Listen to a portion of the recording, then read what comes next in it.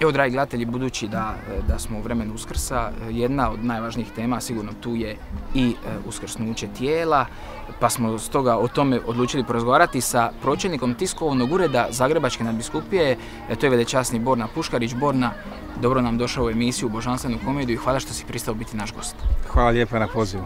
Kad mi govorimo o uskrsnuću tijela, zapravo ulazimo u činjenicu da je Krist svojim uskrsnućem svoga tijela nas kršćane obilježio za jedan, možemo tako reći, veselu sudbinu. A to da će naše tijelo koje nas kroz život veže uz slabost, uz propadanje, uz grešnost, uz smrt na koncu, da to tijelo snagom Kristovog uskrsnuća neće biti usmjereno na vječnu propast, nego će doći trenutak kada će to tijelo biti zajedno s Gospodinom, zajedno s Bogom u vječnosti.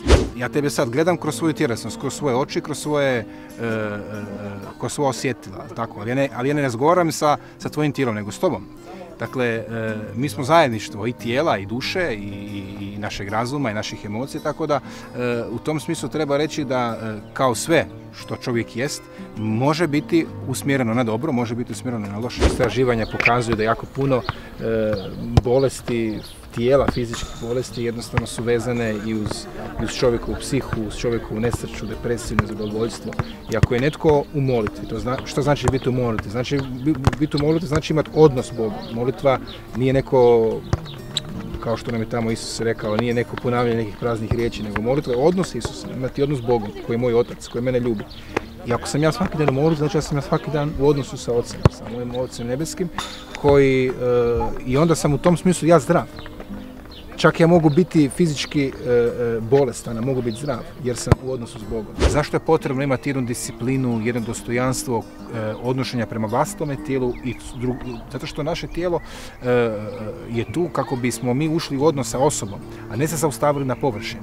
Ali ako mi ne znamo, a za odnos čovjek mora biti odgojen, mora biti upućen u tako nešto. Ali ako čovjek konstantno cijelo svoje djetinjstvo, cijelo svoje mladenaštvo, samo je rob ili odgojen je samo na gleda na strasti, na tjelesnost, na površnost, on nije sposoban učiti nešto dublje. Jednostavno, to je jezik s kojim on nikad nije progovorio. Dakle, to je jedna tema koja danas postaje aktualna, ne samo za kršćane, nego za cijelo društvo. Tim više, ja ovdje mislim da crkva ima ogromnu priliku evangelizacijsku, zato što je društvo po tom pitanju izgubilo kompas. I međuljudski odnosi se teško stvaraju jer ljudi ostaju na površini. Dečki, može jedan challenge. Ma, može, šefe. Dakle, ako ja uspijem napraviti 10 zgibova, dobro, ispovijed. Vi se ispovijedite. Može. I bez toga mi se moramo ispovijediti. Ja kao nešto fizički napravim, onda vi malo duhovno. Aha, pa čistimo tijelo i duh onda, a? Da. Može. Ali sad ne znam, nisam zgibove radio, ja mislim, dosta dugo, tako da nadam se da nešto drugo, ćemo sklekovati. Nećemo pitati koliko se niste dugo ispovijedili, ali dobro. Rađe ne. Rađe ne. Možeš, evo, ja sam ispovijed nije pred kamerom, čekaj. Dobro, da, to bi trebalo biti tajna. Da, pa to uvijek za svakoga ide. Skijete sad. Marine, ti mi ako naš, naučene ćete se znojiti. Treba pomoći. Motivacijski malo. 10 komada znači. 10. Može.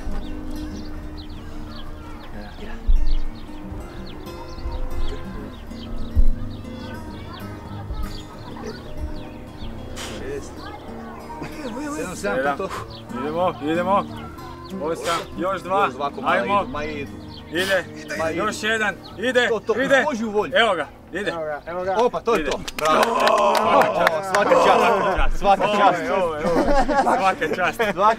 čast. Nisam ih radio. Ja bih rekao da nisi radio bar, evo, pardon, mogu ja ti, ne. Bar jedno tjedan dana, evo. A dobro, pošto si svećenik, vjerujem da ne lažiš. Bez prije, volio bi da ti mogu reći da hradim češće, ali ne. Dobro, to je to, ko će prvi? Dobro, nešto ste bili. Ko je prvi? Evo samo napravimo popis ovo. Ajde, grijeha i to, ne. Možemo čak odmah tu. Da znamo. Kako, ali bez kamere, jel da?